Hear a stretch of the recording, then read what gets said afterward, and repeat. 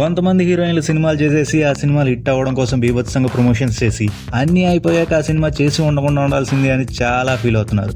ఆ లిస్ట్ లో మొదటి లైన్ లో ఉంది మన అనుపమ పరమేశ్వరన్ గారు. సిద్దిక్ జొన్నలగడ్డ గారు అనుపమ పరమేశ్వరన్ గారు కలిసి యాక్ట్ చేసిన ఢిల్లీ స్క్వేర్ మూవీలో అసలు యాక్ట్ చేయకుండా ఉండాల్సింది పొర్రపాటున చేసేసా అనేసి చాలా ఇంటర్వ్యూస్ లో చెప్పారు. ఇంకా సెకండ్ పర్సన్ నయనతార గారు తెలుగులో వరుస ఆఫర్స్ రావడానికి ఉపయోగపడిన గజనీ మూవీలో అస్సలు యాక్ట్ చేయకుండా ఉండాల్సిందని, ఆ సినిమాలో ఆవిడ రోల్ చాలా క్రింజీగా ఉంది అని చాలా ఇంటర్వ్యూలో చెప్పారు. ఇంకా మన రకుల్ ప్రీత్ సింగ్ గారు తెలుగులో మంచి ఫామ్ లో ఉన్నప్పుడు తమిళ ఇండస్ట్రీకి వెళ్లారు. అక్కడ కార్తీక్ గారితో కాకి మూవీతో హిట్ కొట్టాక అన్న సూర్య గారితో ఎన్జేకేలో యాక్ట్ చేసే ఛాన్స్ వచ్చింది.